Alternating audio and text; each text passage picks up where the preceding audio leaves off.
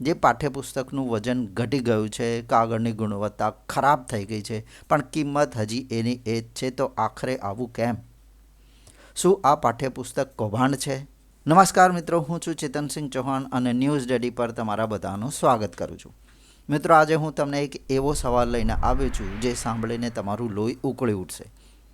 શું તમને ખબર છે કે પાઠ્યપુસ્તકો તમે તમારા બાળકો માટે જે ખરીદી રહ્યા છો તે ખરેખર કેવા છે? જે પાઠ્યપુસ્તકનું વજન ઘટી ગયું છે, કાગળની ગુણવત્તા ખરાબ થઈ ગઈ છે, પણ કિંમત હજી એની એ જ છે. તો આખરે આવું કેમ? શું આ પાઠ્યપુસ્તક કૌભાંડ છે? આ આરોપ લગાવ્યા છે કોંગ્રેસના પ્રવક્તા શ્રી હેમાંગભાઈ રાવલે. પાઠ્યપુસ્તક મંડળના અધિકારીઓ જ્યારે એમના કાગળો 70 ગ્રામની જગ્યાએ 66 ગ્રામ લેબની અંદર સાબિત થઈ ગયા છે, એ પછી પણ પોકળ દાવાઓ કરે છે.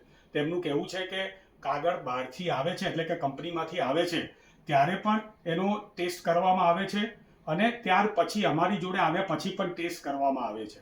જો આટલા ટેસ્ટ કરવામાં આવ્યા પછી પણ જ્યારે પુસ્તકો બજારમાં આવ્યા હોય ત્યારે એ પુસ્તકોના કાગળ અને એની વ્હાઇટનેસ, એની બ્રાઇટનેસ જો ખરી ના ઉતરતી હોય તો એની જવાબદારી કોને લેવાની? હું આજે પાઠ્યપુસ્તક મંડળના એ દરેક અધિકારીને ચેલેન્જ આપું છું કે મારી સાથે આવે અને બજારમાંથી પાઠ્યપુસ્તકો મંડળ ખરીદે.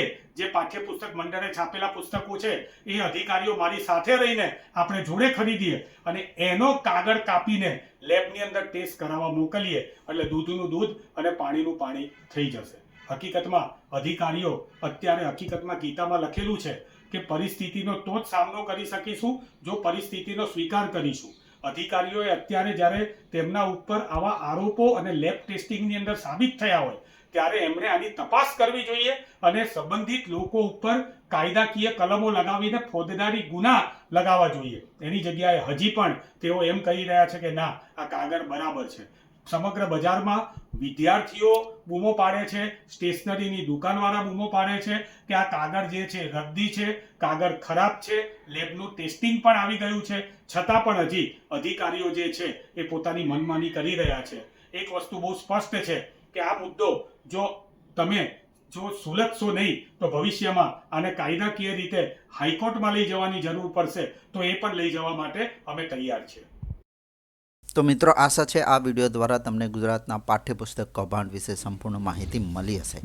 આ વિડીયોને વધુમાં વધુ શેર કરો જેથી આ સત્ય સરકાર સુધી અને દરેક વાલીઓ સુધી પહોંચે. અને હા, આવા જ વધુ ખુલાસાઓ માટે ન્યૂઝ ડેડીને સબસ્ક્રાઇબ કરવાનું ભૂલશો નહીં. હું છું ચેતનસિંહ ચૌહાણ. ફરી મળીશું આવા જ કોઈ નવા ખુલાસા સાથે. ત્યાં સુધી જોતા રહો ન્યૂઝ ડેડી. જય હિન્દ, જય ભારત.